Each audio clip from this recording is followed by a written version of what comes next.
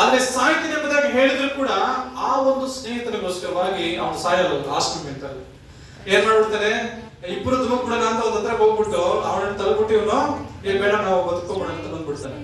ಅಂತ ಒಂದು ವೇಳೆ ನೀತಿವಂತನಾಗಿರುವಂತ ಒಬ್ಬ ಸ್ನೇಹಿತನು ಇದ್ರೂ ಇರ್ಬೋದು, ಆದ್ರೆ ಅವಿನೀತಿವಂತರು, ಮೋಸಗಾರರು, ಅನ್ಯಾಯಗಾರರು, ಪಾಪಿಗಳಿಗಾಗಿ ಒಬ್ಬ ನೀತಿವಂತನು ಸಾಯುವುದು ಇಲ್ಲ, ಅಂತವನು ಇಲ್ಲ.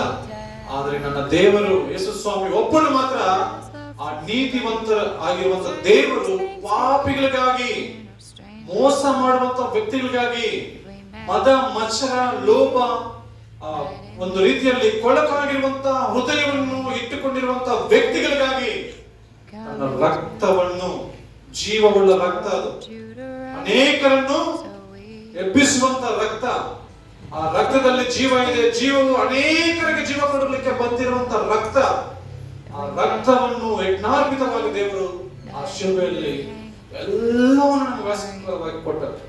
ಅದೇ ರೀತಿಯಲ್ಲಿ ತನ್ನ ದೇಹ, ಪರಿಶುದ್ಧವಾಗಿರುವಂತ ದೇಹ, ಆ ದೇಹದಲ್ಲಿ ಯಾವ ಕಲ್ಮಶವೂ ಇಲ್ಲ.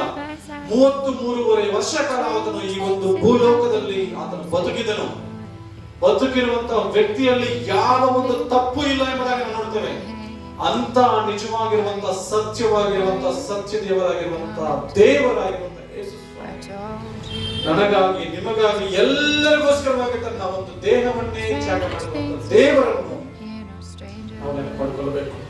ಯಾಕಂದ್ರೆ ಉಚಿತವಾಗಿ ನಮಗೆ ಬಂದಿದೆ ಆ ರೊಟ್ಟಿ ಪಾತ್ರೆ, ಆದ್ರೆ ಆತನಿಗೆ ಉಚಿತವಾಗಿ ಬಂದಿಲ್ಲ.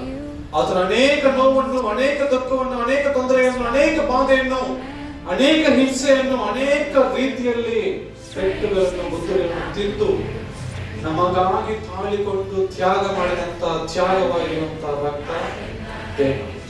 ಅದರಲ್ಲಿ ಕೈ ಹಾಕುವ ಒಬ್ಬೊಬ್ಬನು ತನ್ನನ್ನು ತಾನು ಪರೀಕ್ಷೆ ಮಾಡ್ತಾನೆ. ಹಾಗೆ ತಿಂದು ಕುಡಿಯೋದ್ರಿಂದ ಏನಾಗ್ತದೆ, ಏನಾಗಲ್ಲ ಅಂತ ದೇವರಿಗೂ ನಮಗೂ ಗೊತ್ತಿದೆ, ಇಬ್ಬರಿಗೂ ಗೊತ್ತಿದೆ.